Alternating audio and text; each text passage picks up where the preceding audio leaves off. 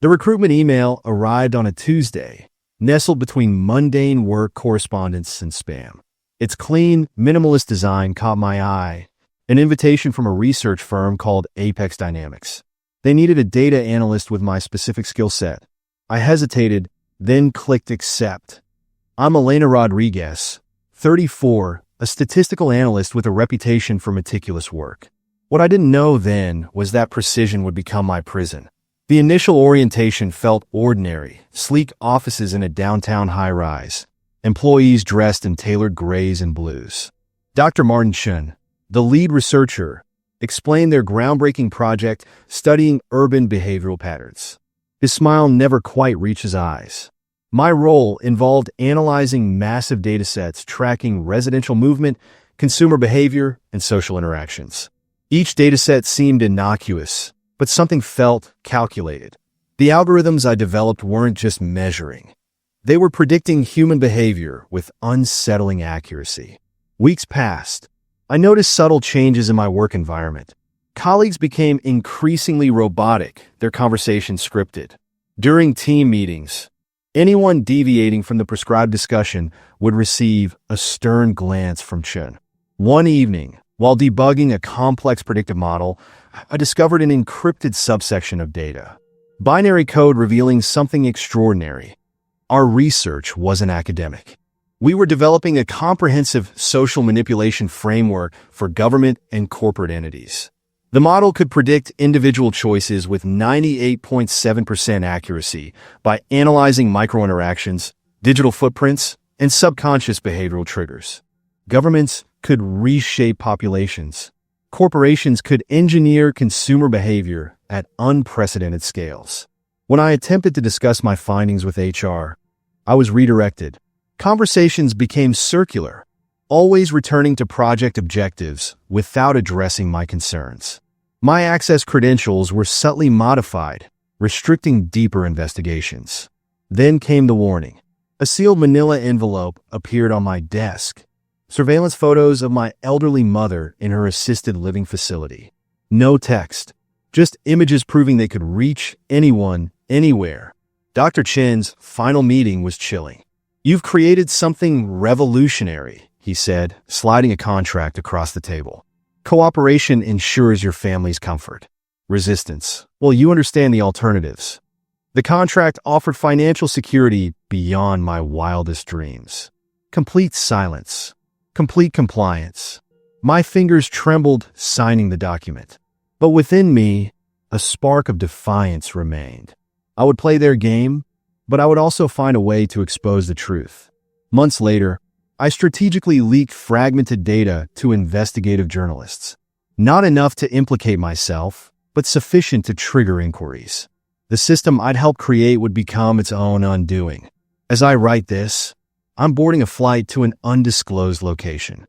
My meticulously crafted escape plan, another product of the very precision they trained me to possess. Apex Dynamics thinks they've controlled me. They're about to learn that predictive models have limitations, especially when the subject refuses to be predicted. Blood rushed to my ears as the auctioneer's gavel struck the mahogany podium. $3 million. That's what my family's legacy was worth now, reduced to a numbered lot in this sterile auction house. I'm Jack Reeder, 42, a corporate bankruptcy lawyer who never imagined I'd be selling my grandfather's life's work. One catastrophic lawsuit had stripped everything away. The auction house felt more like a morgue than a marketplace. Polished surfaces reflected harsh fluorescent lights, creating an atmosphere of clinical detachment. Each item represented someone's shattered dream, neatly tagged and appraised. My grandfather's collection of rare mechanical engineering prototypes, once valued at tens of millions, now sat like discarded memories. Industrial artifacts from a bygone era of American manufacturing. Each piece whispered stories of innovation, now silenced by economic ruthlessness. As potential buyers circled the displays, I noticed something odd. Several individuals seemed more interested in the room's layout than the actual items. Their movements were synchronized, almost choreographed. One man, mid-50s, perfectly pressed charcoal suit, kept glancing not at the prototypes, but at the building's structural points. A woman approached me. "Interesting collection," she said, her eyes scanning the room methodically. "Your grandfather worked with some sensitive government contracts, didn't he?" Before I could respond, she vanished into the crowd. The auction progressed mechanically. Bidders raised paddles. Numbers changed hands. Fortunes transformed in seconds. But something felt fundamentally wrong. The buyers weren't collectors. They moved with purpose, like operatives executing a complex plan. During a break, I discovered a hidden compartment in my grandfather's primary prototype, a revolutionary turbine design from the 1970s. Tucked inside, encrypted technical documents and a USB drive with seemingly random alphanumeric sequences. Suddenly, the room's atmosphere changed. The casual auction crowd transformed. Communication became subtle. Slight head nods, barely perceptible hand signals. They weren't here by chance. A burly man in an ill-fitting suit approached. "Mr. Reader, we'll complete the transaction privately," he muttered, sliding a business card with no name, just a government agency code. I realized then, my grandfather's prototypes weren't just mechanical innovations. They represented something far more dangerous. Technological blueprints that someone desperately wanted to control. My next move would determine everything. Keep silent and walk away with money, or expose whatever conspiracy was unfolding around these seemingly innocuous machines. The auctioneer's voice cut through my thoughts. Lot 47, final bid. I made my choice. Grabbing the prototype with the hidden compartment, I walked out. Not in defeat, but in calculated defiance. Some legacies aren't meant to be sold. Some secrets demand to be understood. 68 unread messages glowed on my screen. Nothing unusual for a network security consultant, except these weren't work emails. I'm Marcus Webb, 36, digital ghost hunter by trade. My specialty? Tracking digital anomalies most professionals ignore. The messages arrived encrypted through a communication channel I'd never seen before. Fragmented code strings, nested within seemingly random network protocols. Something wasn't just off. It was hunting. My workspace, a converted warehouse loft in downtown Seattle, buzzed with server racks and monitoring equipment. Screens flickered with real-time network traffic, each displaying complex data streams that would look like gibberish to most. I started tracing the message origin. Each decryption attempt revealed another layer of complexity. Whoever constructed these packets understood network architecture at a molecular level. This wasn't hacking. This was surgical communication. 3 days into the investigation, the messages started changing. No longer random code. They became targeted, personal. References to my childhood, my mother's maiden name, the street where I grew up in Portland. Someone or something was building a profile. Precise, methodical.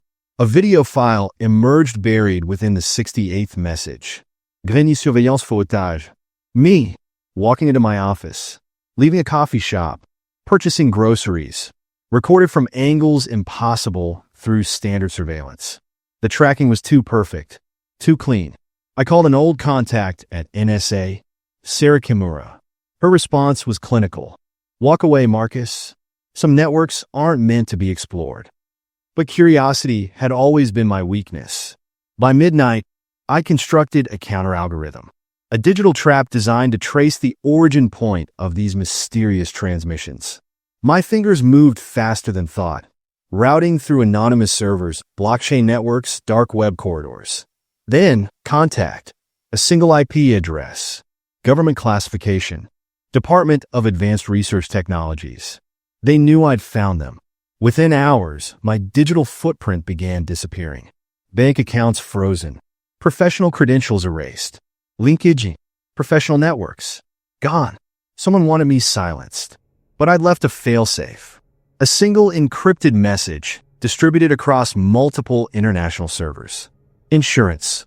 The final transmission arrived exactly 72 hours later. Not a threat, not a warning, just coordinates. A location deep in the Oregon wilderness.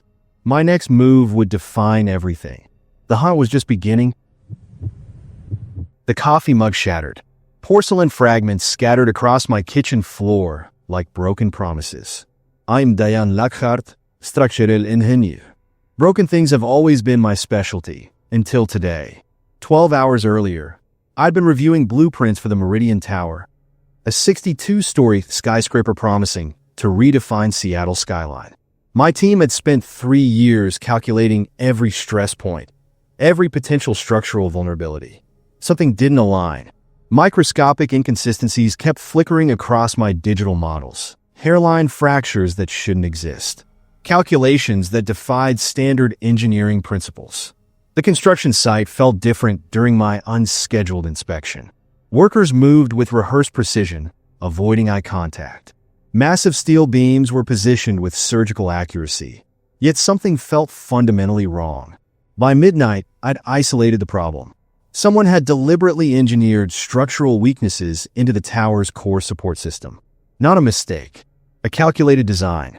Roland Garrett, the project's lead architect, watched me with predatory intensity during my initial report. His smile never reached his eyes. Cold, calculating, waiting. Interesting findings, he said, voice stripped of emotion. My evidence disappeared within hours. Digital files corrupted. Physical documentation misplaced. Colleagues suddenly developed selective amnesia about structural anomalies. I knew the risks, exposed the truth, and I'd become collateral damage. 3 days later, anonymous threats arrived. Photographs of my home, my commute routes, my daughter's school. The message was clear. Silence was survival. But some truths demand exposure. I began creating a parallel documentation trail. Encrypted files, distributed evidence, insurance against potential accidents. When the first concrete pour began, I watched, waiting, knowing something catastrophic lurked beneath pristine architectural plans. 62 stories of potential destruction. One misplaced stress point away from devastation. My phone buzzed. An unknown number. One message. Walk away. I smiled. Game on. The drone hummed, inches from my face. I'm Derek Rankin, cybersecurity specialist. Surveillance is my playground, until it became my prison. Sigma Tech's newest project wasn't just another government contract. It was a quantum leap in digital monitoring technology that could track human behavior with terrifying precision. My workstation buzzed with encrypted data streams, algorithms dissecting millions of digital interactions, mapping human patterns like cartographers charting unknown territories. Each line of code revealed something deeper, not just tracking, but predicting human choices before they happened. Roland Chun, project lead, moved like a shark through our open plan lab, thin fingers dancing across multiple screens, constructing a digital panopticon that would make Big Brother look primitive. I discovered the first anomaly during a routine system diagnostic. Buried deep within our tracking algorithms, a subroutine designed to manipulate, not just monitor, individual decision-making processes. Microexpressions, subconscious triggers, behavioral modification at a neurological level. One wrong click could expose everything. The first warning came through an encrypted message. No sender. Just coordinates in a single line. They're watching. My team members started disappearing. Not physically, but their digital signatures became increasingly sanitized. LinkedIn profiles scrubbed. Social media histories rewritten. Someone was erasing evidence.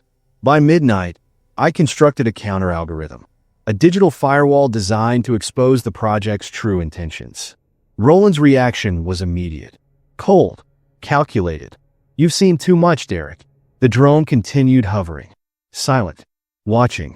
My next move would determine everything. Survival wasn't just an option. It was a calculated risk.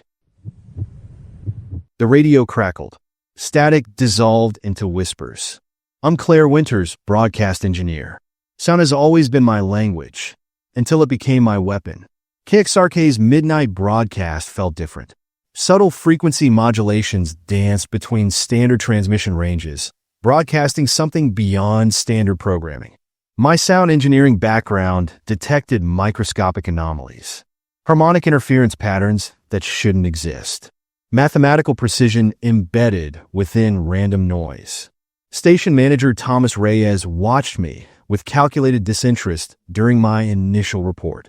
His fingers drummed a precise rhythm against his conference room window, synchronized, almost mechanical. "Interesting findings," he muttered, voice stripped of genuine emotion. Each audio wave carried encrypted information. Not just sound, but a complex communication protocol designed to influence listener neurological responses. Subliminal messaging weaponized into psychological manipulation. I began tracing transmission origins, routing through underground communication networks, digital backdoors most engineers wouldn't recognize. Someone wanted this signal distribution network hidden. Encrypted messages started arriving. No sender. Just frequency coordinates and fragmented technical schematics. My colleagues disappeared gradually. Not physically. Their professional profiles became sanitized. References vanished. Professional networks collapsed. By midnight, I constructed an audio firewall, a technological trap designed to expose the transmission's true architecture. Thomas's reaction was swift. Surgical. "You've discovered too much, Claire." The radio continued broadcasting. Silent. Waiting. My next transmission would determine everything. Survival wasn't just an option. It was a calculated intervention. The electron microscope flickered. Nanostructures dissolved into fractal patterns. Elena Rodriguez, quantum physicist. Molecular landscapes are my universe, until they became my battlefield. Horizon Research Institute wasn't just another advanced laboratory. It was a crucible where scientific boundaries dissolved into unexplored territories of human manipulation. My latest project explored quantum entanglement as a communication mechanism. But something lurked beneath the pristine research protocols, a hidden agenda far beyond standard scientific exploration. Dr. Marcus Wolf, research director, moved through lab corridors with predatory precision. His movements calculated, each gesture revealing a deeper intelligence that transcended typical human interaction. Buried within quantum transmission data, I discovered encrypted communication patterns. Not random noise, but deliberate signal architectures designed to transmit information across unprecedented distances. Microscopic neural network simulations revealed a terrifying possibility. Technology capable of influencing human decision-making at a fundamental quantum level. Encrypted fragments started appearing. No clear origin. Mathematical sequences that defied standard computational logic. My research team began vanishing. Professional profiles scrubbed. Publications retracted. As if someone was systematically erasing our collective scientific existence. By midnight, I constructed a quantum firewall. A technological trap designed to expose the transmission's hidden infrastructure. Marcus's response was immediate. Cold. Surgical. "You've penetrated deeper than anticipated, Elena." Quantum particles continued dancing. Silent. Waiting. My next intervention would determine everything. Survival transformed into an intricate mathematical equation. The petri dish trembled. Cellular structures shifted like living architecture. I'm Dr. Rafael Santos, genetic researcher. DNA speaks its own language, until it started revealing secrets. GeneTech laboratories occupied a sterile complex nestled in the Oregon wilderness. My work focused on regenerative tissue mapping, pushing boundaries between medical innovation and ethical uncertainty. Microscopic tissue samples revealed unexpected mutations. Not random genetic drift, but precisely engineered biological transformations that defied standard genomic principles.